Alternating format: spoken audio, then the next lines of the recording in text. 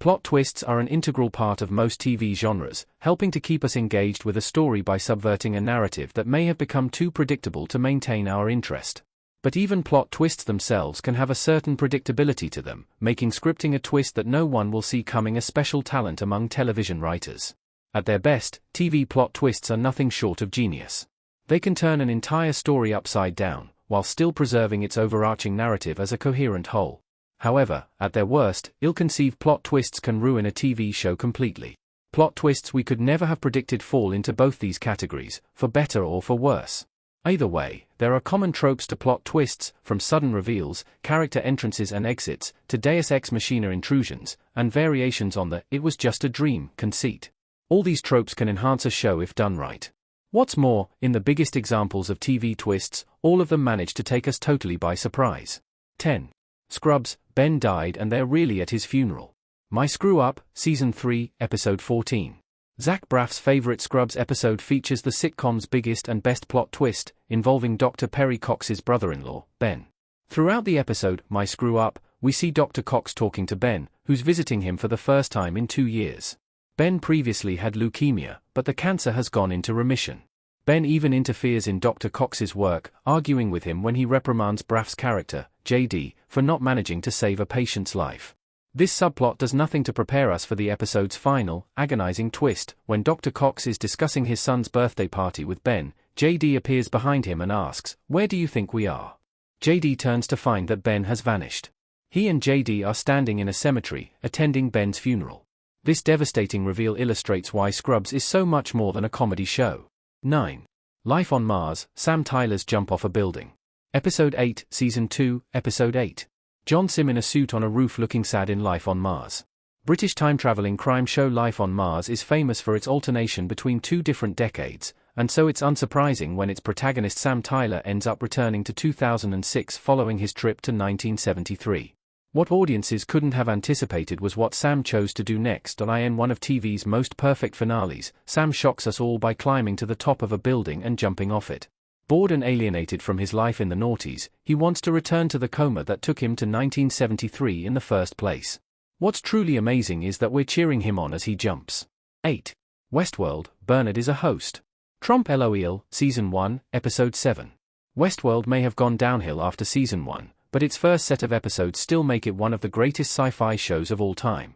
The 7th episode of the season, Trompe l'oeil, stands out in particular, as Teresa Cullen escalates her attempts to get rid of Robert Ford from the titular theme park. She enlists the help of Bernard Lowe, the head programmer of the company behind the Westworld park, with whom she was previously in a relationship. But a sudden, chilling revelation about Bernard hits both us and Teresa like a ton of bricks. Via a single, seemingly innocuous line of dialogue, it's revealed that Bernard is a host, one of the androids of Westworld that he himself has been programming. Ford soon has Bernard dispose of his former lover, and we're left with our jaws on the floor long after the episode has ended. 7. Gossip Girl, Dan is the title character. New York, I Love You XO, Season 6, Episode 10. The Gossip Girl finale was always going to cause a shock one way or another. While it may have upset some fans, it certainly didn't disappoint in terms of the show's definitive plot twist. To the surprise of virtually everyone, including his love interest Serena van der Woodsen, Dan Humphrey is revealed to be Gossip Girl, the titular blogger who's been dishing the dirt on New York's high society for 6 seasons. As much as there were clues pointing in this direction, they only became clear to us with the benefit of hindsight. There's also an incongruity between certain subplots involving Dan throughout the series and his true identity.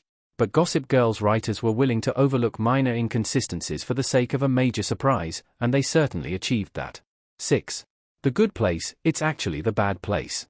Michael's Gambit, Season 1, Episode 13.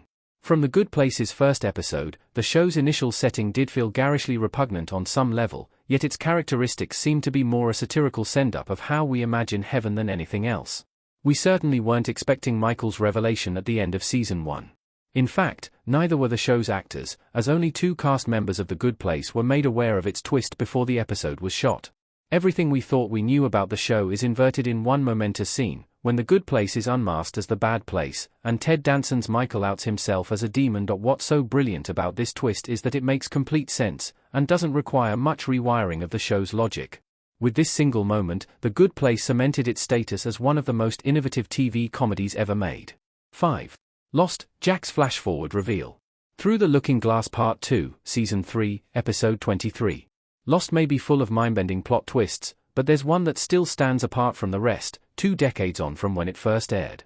As well as being a key character in Lost's ending, Jack Shephard's story is arguably the one that matters most in the show's initial seasons. Throughout the first 3 seasons, in particular, parallel narratives involving Jack both on and off the remote island of Lost's premise make up much of the story. We're led to believe we're seeing flashbacks of Jack's life as a doctor struggling with depression before he was stranded on the island. Instead, the end of Season 3 shows us that we'd got it the wrong way round. Jack's climactic meeting with Kate Austen, a fellow survivor from the island, reveals that they've both already escaped it. Jack's parallel narrative involves flash-forwards, not flashbacks. Everything we thought we knew about the possibility of getting off the island is suddenly transformed. Peaky Blinders, Arthur Shelby is alive. The Company, Season 4, Episode 6. Paul Anderson gives one of Peaky Blinders' best performances as the tragically wayward eldest Shelby brother, Arthur, which convinces us throughout much of the series that the character is in for a sticky end.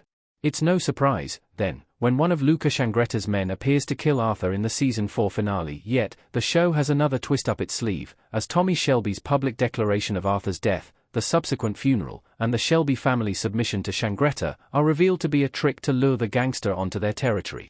The sudden reappearance of Arthur for the season's coup de grace is utterly breathtaking, albeit a little fanciful.